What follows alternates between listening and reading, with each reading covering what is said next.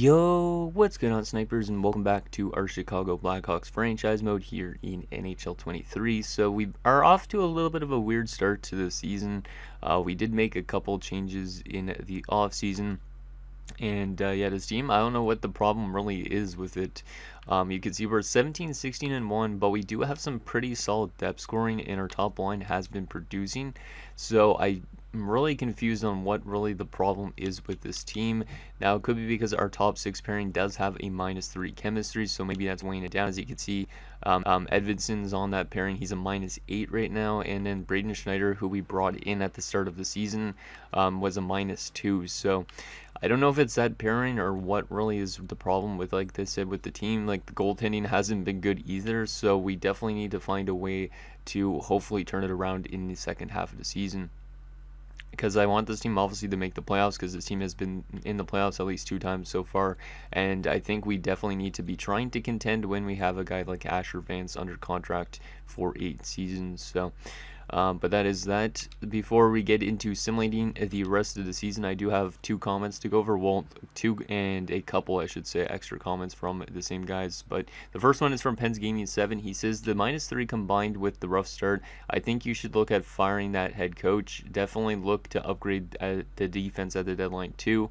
And then he was also mentioning about hiring a goalie coach. So that's probably one of the first steps, is what we're going to be doing, is firing our head coach that we had at the time, and then trying to find another coach to replace him, basically, and hopefully that fixes some of the chemistry issues.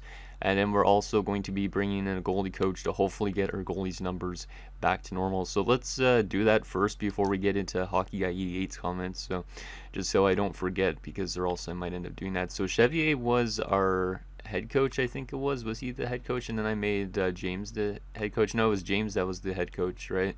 That was off to a bad start this year. I think so. I want to fire the wrong. Don't want to fire the wrong guy. Yeah, it's this guy. Yeah, so Jordan James, I don't know if he was our head coach last season. It seems like he was, but he's doing much worse with this team for some reason. So we are going to be firing him, and then we're going to be promoting Chevier as our interim head coach for now. And that should be good. Now we need to find ourselves a new head coach to see if there's one that works better with our system, and then we'll find ourselves also a goaltending coach, which should be interesting, because I've never actually had really much of goalie coaches in franchise mode before. I kind of I try and get them, but they always seem to reject for some weird reasons. So this Laurent Bordelot guy might be the best, to be honest. 65% team fit. He doesn't work really well with like some players like Vance. Like, he's only half on Vance. But I want to make sure that it's somebody that actually could work well with the team in general. So this guy might be the top option just because of that team fit. But what else is there? There's a couple 63s. Vance better on that guy. I'd rather somebody that works good with Vance, to be honest. But it also has to have a good team fit too. 63 on Edward Roach. This guy works pretty good with everybody, it looks like. Yeah, Edward Roach might be the guy. He's only a B-, but let's see what his teaching grade is. B- as well. See, he would probably be the best one to bring in, though. But, he could develop into being a better coach potentially, too. But he's only a B-. But we could always bring him in, and we might not simulate as well. But I'll still bring him in, I think, as our head coach for the rest of the season. I think he might be the best option. Just because if he works really well with Vance, Vance will produce and will win games when Vance scores goals, probably. That's my theory, at least. So we'll give him 3 years at $917,000 as our head coach. He should accept that, since it's more than he's asking for. And besides, he was asking for an associate job, and now he's getting a head coaching job instead. Let's get ourselves a goalie coach, which we have one right here already. Let me actually sort this by type or whatever. See, actually, quality, where's the goalie coaches? Even on the bottom of the list usually. It's funny because I never hire any like AHL coaches. I just always leave that to the game to decide. I don't know if I should be doing that in the future, especially if we have good prospects down there, right? But let's see. I think goalie coaches go to the bottom of this list. If not, we might have to sort by their teaching style. Where is this AHL head coach, associate? Okay, never mind. Maybe we just have to go by teaching. And then see if there's a goalie coach that has a good rating. Okay, there's some goalies. Let's see. Do we have any good ratings other than that other guy we just saw? Looking for the best rated. A lot of these are like D's and E's. Okay, there's the B-1. He wants to be an AHL head coach, but we might use him as a goalie coach just because he actually teaches goalies apparently. He's got good teaching grades and stuff like that. Not the best influence, but he's got good teaching grades. And we'll use him as our NHL goalie coach. Yeah, that's what we want. Give him some more money, and he should accept that. There you go. So there's our coaching additions. And then the next comment's from HockeyGuy88. He says, you need to get some new guys on your third pairing. That's a big reason why the team is struggling. And I was mentioning about bringing in Pelech for the top four, but he doesn't think Pelech would help since Wu would be wouldn't work on the third pairing, and Korchinski is too good of a player to be playing on our top four, or our top six, I should say. So he's thinking maybe Emberson and Semyenkin on Arizona could work if they fit the system. So once we get these new coaches in, I think we'll look at potentially trading for them. Actually, maybe we'll trade right now. And I just have to think about what we actually want to do with the trade, because I was looking at what it would cost to get Emberson or Semyenkin, and it only takes like a 5th round pick, so we definitely will be able to get one of them. It's just more about what do we do with this top 6 pairing. I think we move out Edvinsson almost, to be honest, because Edvinsson, he's not really that great of a defenseman. Sure, he's got medium elite potential, but he never reaches it for me in franchise mode. And you can see he's only been picking up like 12 to 11 points. He's our worst defenseman by far in plus minus, other than who was the other one? I think it was like Jet Wu, or was it not Jet Wu? Oh, it was Korchinski, yeah, right. So, because I really do like the addition we brought Braden Schneider in at the start of the season. He doesn't fit the top 6 that well, but by bringing in somebody like Emberson or Semyenkin up for his top 6, probably Semyenkin because he's a left-handed defenseman, hopefully that fixes any plus-minus issues. And actually our plus-minus is an even 0 now, I realize, with our new coach, so maybe it did fix itself. That's interesting. So maybe we don't need to trade for a defenseman now if the new coach works better chemistry-wise. I don't know. We'll see what happens once we get these new coaches in first, just to see how the chemistry is improved. And if it makes it worse, obviously we know what we have to do and try and change up that top 6 pairing a little bit. But that's good that at least the minus is gone with the interim head coach. Let's advance a few days, see if we get those coaches. We lose 8-2 to St. Louis C. This team's been really inconsistent. Just terrible defensive play and all that. So Roach is accepted, that's the head coach, and now we need our goalie coach. He is accepted as well. Nice. Okay, so let's go to edit lines here. Wait, actually coaching staff first. Make sure that everybody's in the right place. Yep, that's great. I mean, we could honestly use Chevrier as our head coach too, but I want to see how this guy works because he had a good scheme fit. So, not the best chemistry in terms of offense, but I could live with it. Yeah, it's not bad. I mean, it's no negatives. No negatives on the defensive core either. I mean, we could still try and upgrade that top 6 a bit, but I mean, we could honestly just keep this team together now that we have actually a coach that works better with this team. I guess it's just all about how this team actually simulates up until the trade deadline. What I could also do is maybe try something different on that 4th line. The 4th line's not been bad, but like, what if I tried like instead giving Logan Stankoven some time instead of Hayes? Like, I don't mind Hayes, but he's like kind of like a career depth guy / 4th liner. Like, if we give Logan Stankoven some time on that 4th line, maybe he'll do better. He's also better at face-offs than I think Reichel was. Yeah, so that might help us win more face-offs in key times. So I think that's good, if I'm not mistaken. Yeah, I think that's what we'll leave it like for now. I don't know if we're going to change that top 6 pairing now or not. Because now that we actually have like chemistry that like with no negatives. Actually, let me take a look at the special teams first, make sure the special teams are okay. Because I don't know if the special teams are all good. +3 is okay with me. -1 on the 2nd unit. Maybe we change up the power play a little bit. Like maybe instead of Pettersson being on the top unit. Actually, Pettersson should maybe be there. We could move Lambert, or actually let's move Nazar to this spot. Move Pettersson there. No, actually maybe that should be okay. I feel like we have way too much like centerman on this power play though. We could always try putting Haltonen down here instead and taking Zari completely off the power play. And then we could put somebody else in this spot. Why, Byfield's not on the power play, is he? I know he is, okay. I was going to say, if Byfield wasn't on the power play, that's a kind of a weird missed opportunity. Who could we put on here that's good offensively that hasn't gotten some power play time? Probably Kurashev, I guess. Or we could try Olsen at the point. How's his shooting? Actually pretty good. Yeah, we could try Olsen at the point instead of Holtonen. I don't really know. Let's just try and change something up to get the team going a little bit more. So the power play is not too bad chemistry-wise. Penalty kill has some really good chemistry now. Okay, that's good to see. Okay, I think we might actually have a better coach to suit us. And we might not need to change up our top 6 pairings now. Like, this team should hopefully win more games now. If they start to lose a lot more games, like, we'll simulate this entire month of January. And if we lose more than we win, then we might still look to change up that top 6 pairing or any pairing that's not doing too well. But for now, I think this new coach hopefully should get us new wins.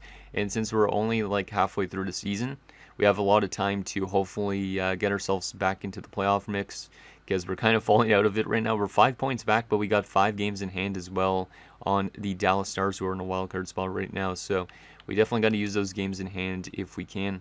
But let's go to the end of January, see if we win more games with this new head coach. And then if we don't, we look at maybe making some changes to our defensive core. So we win our first game with the new coach 1-0, and then we win 2-0. So 2 good defensive games, but then we lose 2 games in a row. Still very inconsistent, looks like. 3 straight losses now, 4 straight losses. That's not a good sign. I'm just ignoring these straight offers for now. 6-0 win again. So 3 shutouts under the new head coach, but we've also suffered 3 losses, which is weird. And I do not need Philip Zadina. Not at that term. No, thank you. But it looks like we're actually doing better defensively with this new coach, as I say that. Of course, though, we lose 9-2. This team is still very inconsistent with this new coach. I don't really know what the problem is at all. 22, 25, and 2, but like, look at this. Like, we win 2 games in a row, then we lose from the next 4 games, then we win the next 2 games, then we lose the next 3, and then we win 1 and then lose the next 2. So it's like we get like 2 losses for every 1 win. And now our top guys are under point per game. And the Wild are in the last wild card spot. We're 10 points back of them in the same amount of games. Yeah, we're kind of falling way out of the mix, and that's not good. So maybe we'll try and make a trade for a defenseman still for that top 6 pairing. But I just need to think about probably I would move out Edvinsson, to be honest. Yeah, he's a -14, which is, I think, an outlier on the defensive core other than Korchinski. Actually, maybe not. The top 6 pairing seems to be getting shredded defensively now, too. What if we tried swapping around a few things, like Cale Makar up there, move him with Jet Wu, put Brunstrom with Korchinski, and then, yeah, maybe we'll still look at getting out of Edvinsson, because Edvinsson's been terrible defensively, while Schneider has been good. So goaltending has still been tragic. So I don't know if we need to change up our goaltending situation, but this is a really weird scenario for this team, because this team should be doing a lot better. Yeah, I don't know what the hell the problem is. Like, this is a tough team to build up into being a contender, it seems like. So yeah, I think we're going to make a trade for a top 6 defenseman, and we're going to have to move out Edvinsson in its trade. So I think when I was looking, if we go to propose trade, to get somebody like Semyekin, because Semyekin, I don't know if I'm pronouncing that right, probably not. He is a left-handed defenseman. Emberson was a right-handed defenseman. So I don't think we need the right-handed one, obviously, because that would be 2 right-handers on the top 6. So I think, oh, there's Perunovic as well. But is he signed for multiple years? No, 1 year as well. He's an OFD, though, which is something we really don't need. So yeah, I'd probably go with Semyekin. Semyekin? Semyekin, probably. I don't really know. So I think we'll trade for Semyekin. Normally it would only cost a 5th round pick, but we are going to get rid of Edvinsson in this deal and then take back some extra things like a pick or something, or prospect, I don't know, because Edvinsson still got trade value, but he's not really living up to my expectations. I know you guys might not like that necessarily. Some of you that think Edvinsson's going to pan out in this, but at this point, he's 80 at 25. He's not going to be like an 86 plus. He's going to be like a top 6 defender for the rest of his career at this point. So do they have any draft picks on the block? They do. We definitely can't get a second rounder in this deal. We might be able to snag a third rounder. I don't know. That might be a bit steep, but we'll try a Semyakin and a third for Edvinsson. See if that works. That's accepted. Okay, perfect trade. We get an extra third rounder in this, so we're basically downgrading a bit in terms of defensive rating. But Semyakin hopefully could make our defensive core a little bit better in terms of defensive play.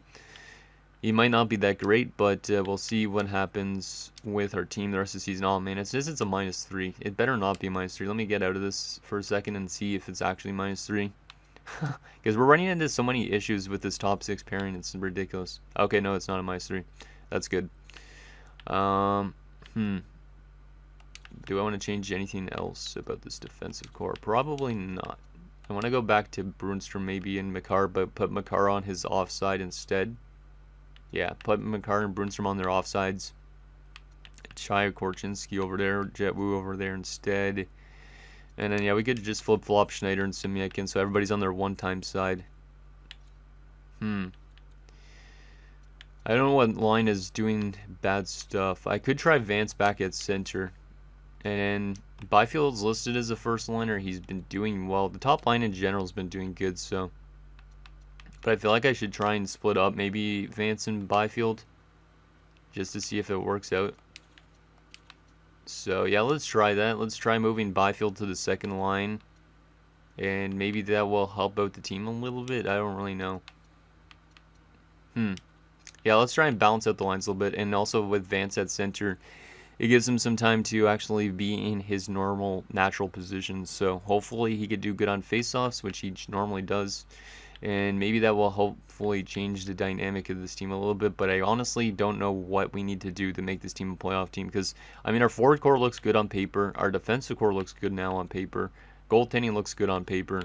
But we're a team that's below 500 and allowing way too many goals. So it's kind of weird.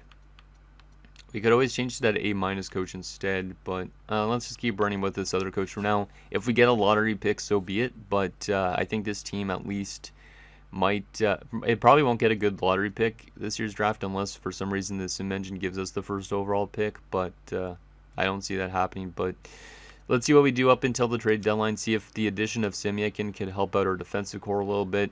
We get an extra third-round pick into that deal as well, so that could be a potential prospect that ends up making some noise, maybe not. But, yeah, this team has been really weird so far this year. Yeah, we're not going to make the playoffs at this rate unless we go, like, perfect for the last month or so. We're just losing way too many games, like, really bad defensive efforts. And we haven't even taken a look at the AHL yet to see how good Bales has been, but I'm not going to call up Bales this entire season, I think, unless we want to give him like a 10-game trial run at the end of the season, which I might honestly be willing to do. So let's get Skrbek back into the lineup. What type of player is Skrbek again? Oh, he's a left defenseman. Okay. Let's put Skrbek in instead of, I guess, Krudel. But, yeah, hopefully the team is better next season. At this rate, we're not going to be a playoff team, and Bales is up to an 82. I don't want to take a look at his player stats yet, but I think we might call him up on a trial run for 10 games at the end of the season. Because, yeah, this team's not going to be a playoff team at this rate. And I'm not going to fire sell players either. Vance has been really good this year. He's almost point per game, and he's got 34 goals. Probably going to hit 40, 50 goals this season, but this team is going to miss the playoffs, it's looking like, because the last playoff spot has 71 points. We're 20 points back. Yeah, it's almost impossible to get back into this race. I honestly don't know what happened with this team this year.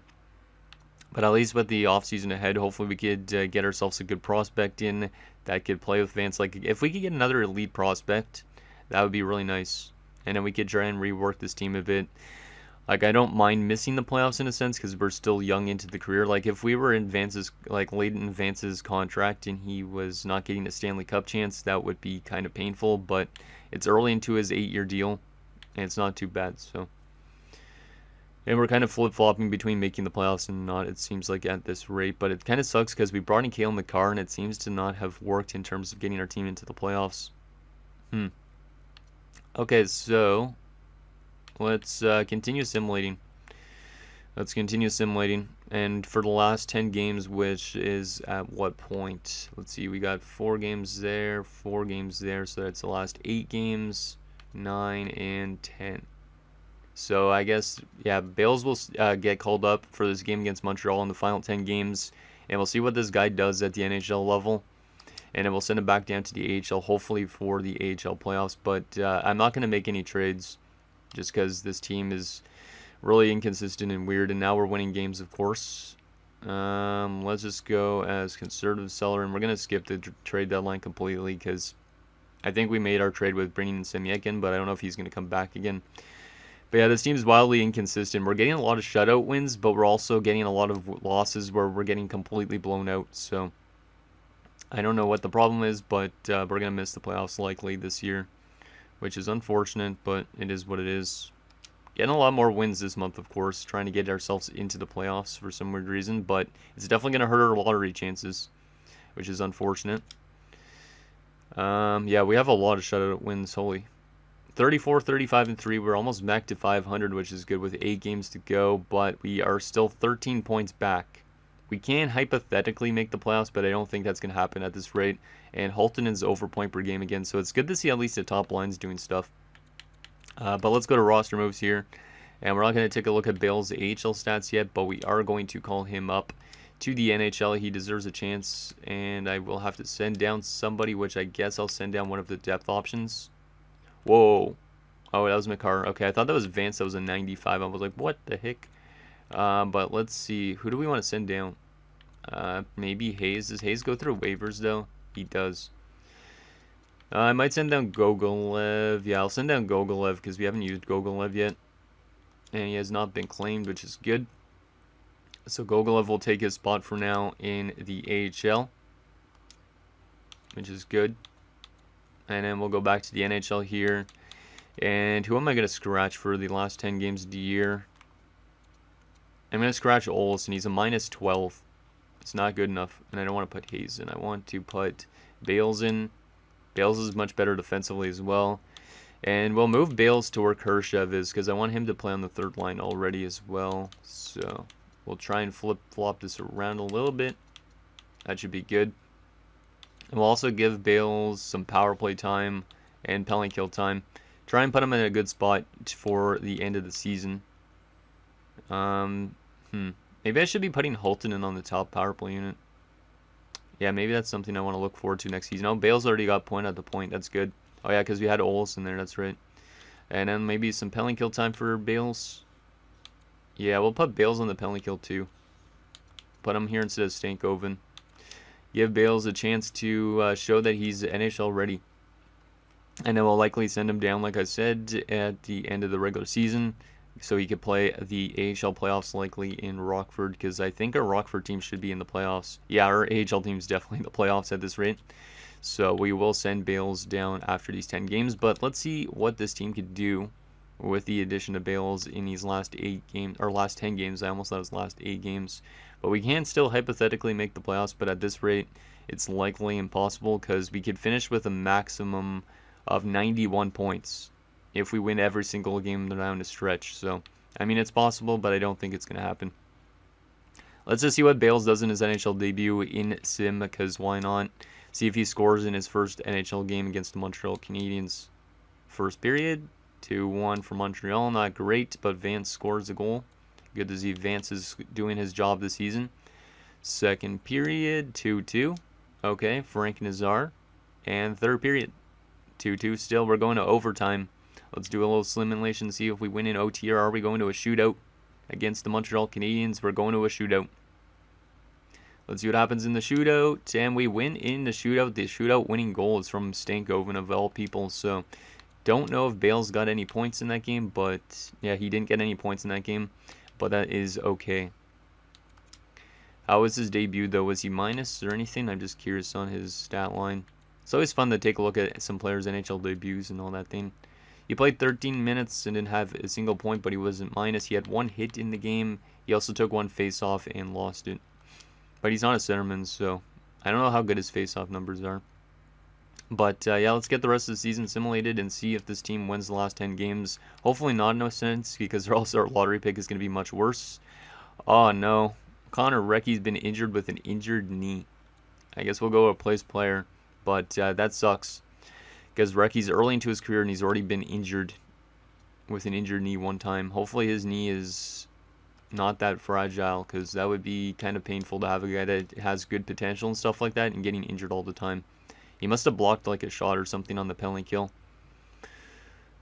Okay, we're getting points in some of these games down the stretch, which is definitely going to hurt our chances at a good lottery pick, but it is what it is. Let's go back with Ricky on this second line since he's returned from injury. But yeah, we're not a playoff team for sure, but we're still winning games down the stretch, which is kind of annoying me. And we have a lot of shutouts this season, which also kind of annoys me, because you think we'd be a playoff team, but we missed the playoffs by 11 points. As the Wild had the last wildcard spot with 95 points, we had 84 points and finished 40, 38, and 4. A really weird season from this team. Let's make sure the AI is all done this season. There we go. But our top line was just under point per game, it looks like. So at least our top line's still doing good. That's at least something to take away from this. And yeah, hopefully we're a little bit better next season and obviously make the playoffs and could go far. But let's see what was our problem with our team this season. Also got to make sure to send Bales back down to Rockford. But where did we finish in terms of the entire league? Probably way down here, right? Like, at least we have a good lottery odds, or somewhat good lottery odds. We finished 24th out of 32, so we might have like a top 10 pick. Hopefully, we could honestly try and move up into the top 5 if we really want to, but I don't know if we're going to do that, because we do have assets we can try and move out, like Zari and stuff like that. But in terms of goals, 4 per game, we were around mid-table offensively, so not bad in terms of the offensive output. But that defensive play was not good. It was the 10th worst or 9th worst team in the NHL, 3.37. So that was one thing that definitely struggled this year. Our power play was pretty good, so no complaints from the special teams. And then our penalty kill was actually also pretty decent, it looks like. Yeah, so we're basically kind of average in most things, but it's just our goals against in regulation that seems to be the problem. We also had 6 shorthanded goals, which was one of the most in the entire league, around mid-table as well, actually. And never mind, there's a lot of teams with 7 shorthanded goals. But, so kind of in the lower half, I guess, shorthanded goal-wise. 22-16-3 on home ice, 18-22 on the road, 6-3-1 in our last 10 games. And that's likely going to hurt our chances at getting a good pick in the draft. But let's take a look at our player stats and see who did what in the season. So Vance hit 50 goals this year. Let's go. So Vance is definitely living up to expectation. I am very, very happy with this guy, and hopefully he gets a lot of growth from this season. Like, obviously we didn't make the playoffs, which sucks, but 10 game winning goals, 50 goals, 30 assists. Yeah, he was going off this year. He might honestly win a Richard this year if there's no other 50 goal scorers, but 98 takeaways is pretty good. His face-off numbers were above 50% when we moved him over there. So, yeah, Vance is the real deal. Let's take a look at those career numbers now. 267 points in 328 games, 167 goals already. Almost back-to-back 50-goal seasons already. He's just getting better every single season. Point-wise, goal-wise, it is looking pretty good for Asher Vance. Just hopefully we could get him a Stanley Cup soon, because definitely I'm going to keep on signing him regardless of his asking price, because he needs to stay with his team till he retires, basically, but hopefully he doesn't get too pricey. Byfield, 69 points. We moved him down to the second line, so it kind of makes sense. Pedersen, 52 points, minus 15. Oof. Nazar, 52 points. Lambert, 48. Zari, 34. Khrushchev, 33.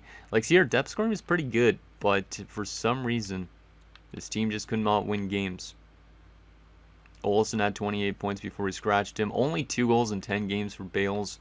Minus 1, 4 penalty minutes. That was his defensive stats, since that's more of what type of player he is.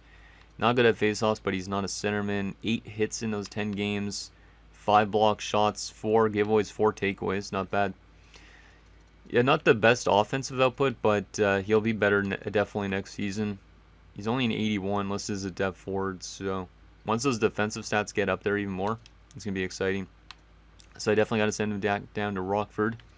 Right wing wise, Kasper Halttunen, 81 points, pretty solid from him. He's been getting pretty much better every year as well, I think. Yeah, I liked Haltonen a lot as well.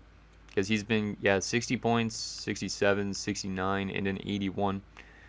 So, yeah, Halton has been pretty good as well. Even though he's wearing number 30 for a forward, which is a little bit weird.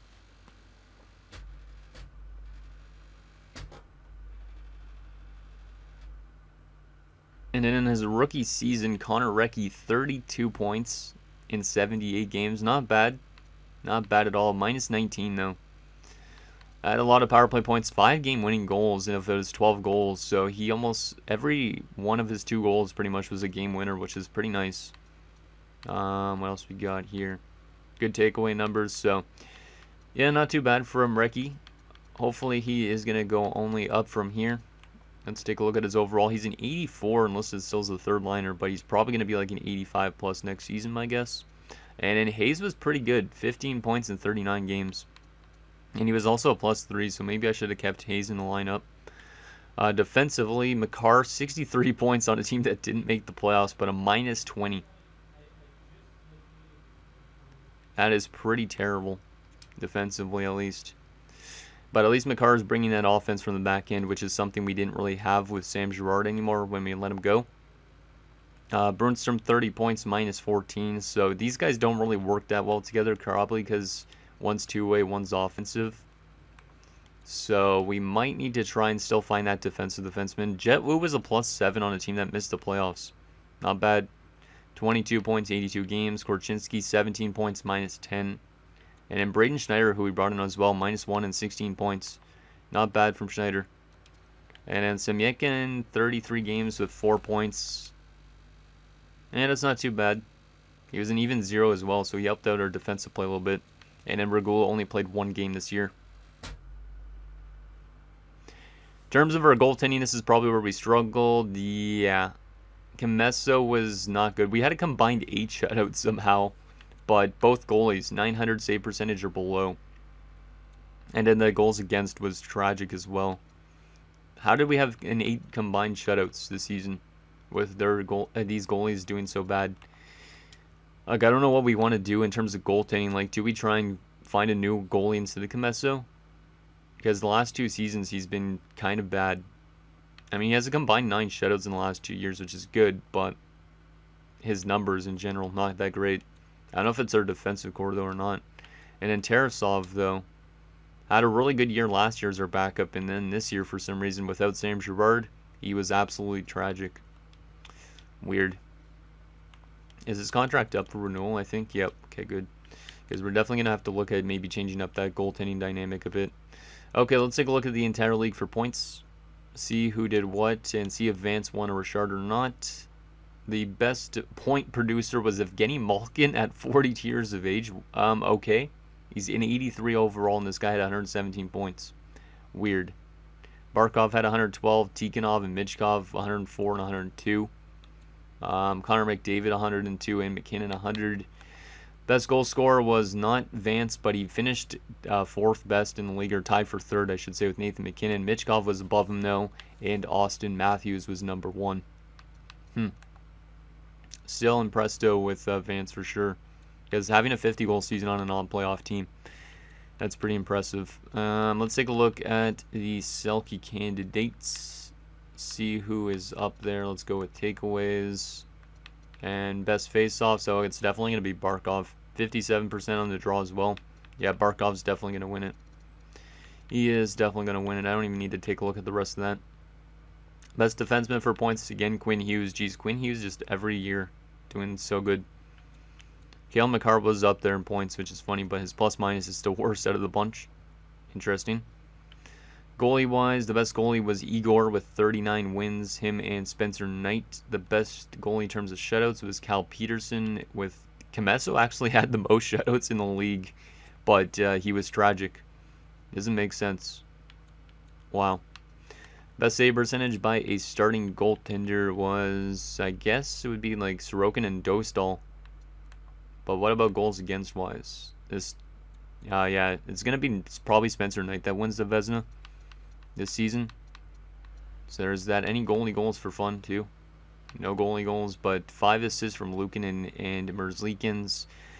Best rookie this year for points was Vasilyev in Dallas. But Recchi finishes top 10 in rookie points. Not bad. Not bad at all.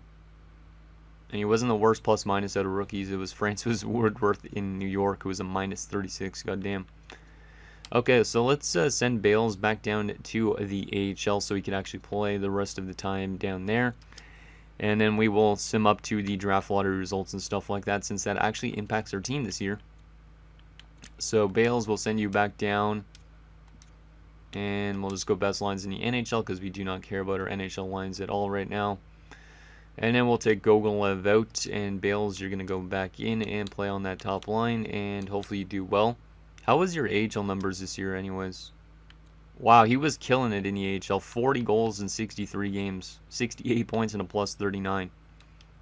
Okay. Well, it's good we're sending him back down for the playoffs because Rockford could definitely use some more offense from him. Okay, so now that that is done, let's simulate to the draft lottery results. We'll also take a look at the retirements, the draft classes, and like progress reports and all that stuff. But yeah, this is a little bit of a longer episode. I apologize about that, but I know some of you guys do like longer episodes anyways, so that is all good, I think. But yeah, hopefully we win the draft lottery somehow, because that would be a massive surprise if we won the draft lottery. Because we just barely, well, we didn't just barely miss the playoffs. We fell apart completely and didn't make the playoffs. But it'd be nice to get a top 5 pick this year at least. Like if we move up into the top 5, I would like to see that. Okay, so the Florida Panthers win the Stanley Cup and Bakersfield wins the AHL. So unfortunately, our AHL team does not go far in the playoffs. They didn't even go to the second round, it seems like. But let's take a look at those awards. So, Florida wins the Stanley Cup. Carolina won the President's Trophy. It was in Nashville, Florida Stanley Cup Finals. Malkin winning the Art Ross at 42 is pretty amazing. He also won the Hart. Quinn Hughes wins the Norris. Not a surprise. Malkin wins the Lady Byng. Vasilyev wins the Calder. Kachuk wins the Conn Smythe. And Spencer Knight won the Vezina. Gibson and Svitov in Anaheim win the Jennings.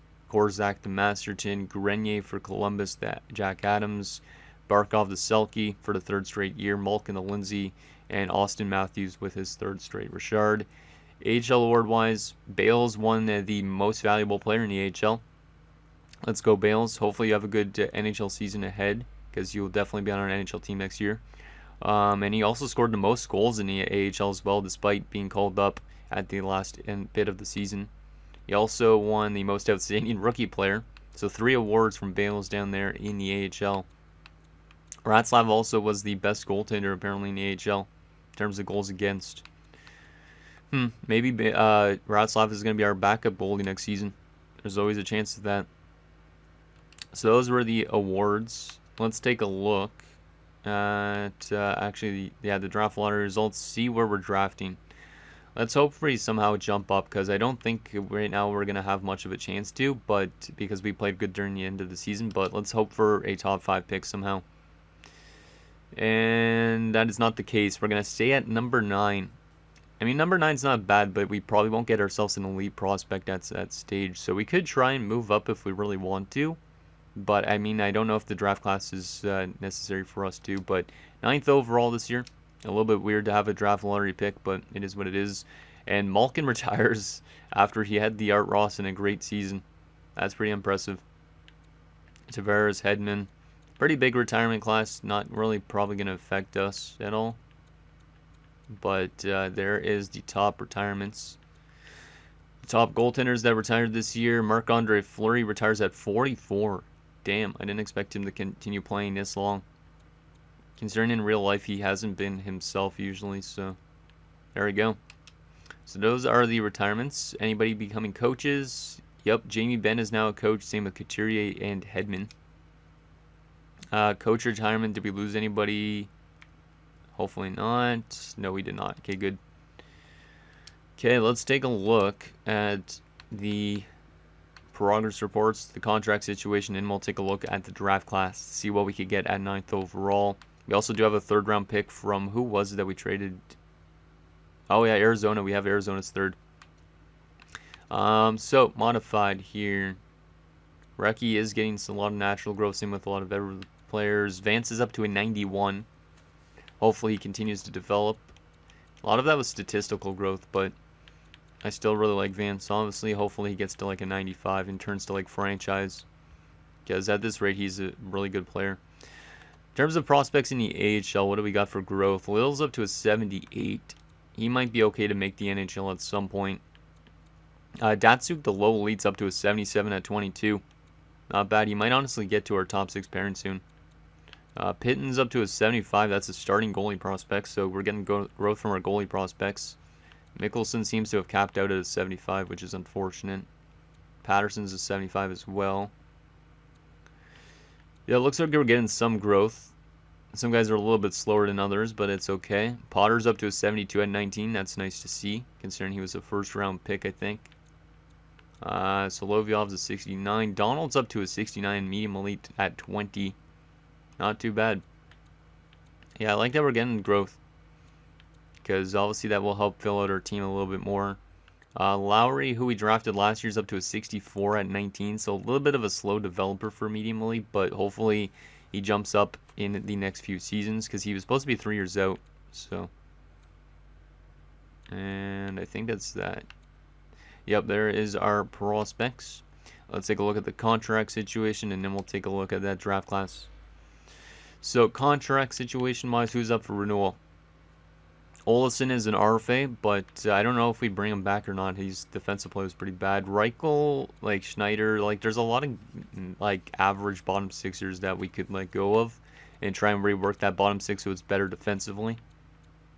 But this is all the players up for renewal, just in case you guys wanted to take a look at that. And yeah, Tarasov probably is gone, I'd say, this season.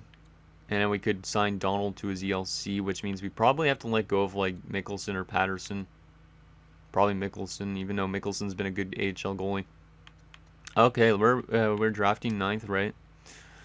We're drafting 9th. Yeah, we have our second rounder, third rounder from Arizona, 4th rounder, 5th, and 6th. We do not have a 7th round pick this year. Okay, so it's good we didn't trade our 1st round pick this year, but let's take a look at what we could get at 9th overall and see if it's worth moving up for anybody, which I don't know if it is. There's a lot of elite players, obviously, but at 9, okay. We might be able to get this guy at number 9, which would be pretty awesome, I think. Cameron Shrimp. He's a right-handed offensive defenseman. He's medium elite potential, and he's supposed to go at number 9. Ooh, yeah, I think we might take Shrimp there. Because that guy might honestly, like, then we wouldn't really need Cale Makar almost at that point. Because he could replace Cale Makar eventually if he develops quite well. I mean, we don't really need a lot of offensive defensemen, but definitely he seems to be the best option out there. There is also some top 6 forwards that are apparently NHL ready, but I don't feel like they're that great. Like Zetterberg's there. But Shrimp would be an amazing pick at number 9. But I would hope that some team doesn't take him early instead over these top 6 forwards. What else we got here? Kent Sanders, probably just a top 6. We'll sort by potential as well so we can see if there's any other steals. Springus, 2 years out. That's interesting. There is Len Morris, who I pinned. He might be still low lead. He looks actually NHL ready. He's a right-handed defenseman that's two-way. So if we want to try and find ourselves a late first-round pick, we could do that as well. Len Morris is looking pretty good. Huh, interesting. Let's take a look at potential players. Do we have any random steals that we could find? The Sugihara guy is going to be a good goaltender out of the draft, but he's already 20. Sweat. What do we also got for medium elite players in later rounds? No guarantees. Any low leads that we could pin, though? For like the 6th round, because we don't have a 7th rounder. 2nd round wise, we might have to take Yuri Ovechkin. He's a low elite defenseman. Oh my, and he's 1 year out at 18. Yeah, so I think our game plan is definitely, and he's a defensive defenseman too, and that's something we could use. Okay, I haven't drafted a guy with the last name Ovechkin before, but yeah, I think our game plan is to take Shrimp in the 1st round at 9th overall. We take probably Ovechkin in the 2nd round. We could try and somehow get ourselves a late 1st round pick to get Morris to get another defensive prospect, but we don't really have to. But I'd say Shrimp and Ovechkin are definitely the two that I would be really nice, because if he's a lowly DFD and he's a right-handed defenseman that's meme elite with an OFD potential or player type, yeah, two of these guys might be pairing together in the NHL at some point. So yeah, I think those are definitely the two guys I'd be looking into drafting. I'm not too I don't care too much about the other rounds, but yeah, that looks pretty good. Arnold's 4 years out. I don't know if he's even going to be an elite player. I'm not going to pin him anymore. But yeah, these three in general are going to be probably pretty good prospects. So, I mean, if we could somehow find a way to get that late first round pick, we could do that. But I don't think it's necessary either. So, anyways, guys, that's going to do it for this episode of our Chicago Blackhawks franchise mode. So, next episode, we'll take it to the draft and re-sign stage as we kind of go through a mini retool. And hopefully this team could be a little bit better next season. Obviously, it sucks missing the playoffs, but I think it's a good process for us because we do get more good prospects in to make our team better for the long run. So, link this thing down below, and I'll see you guys next time.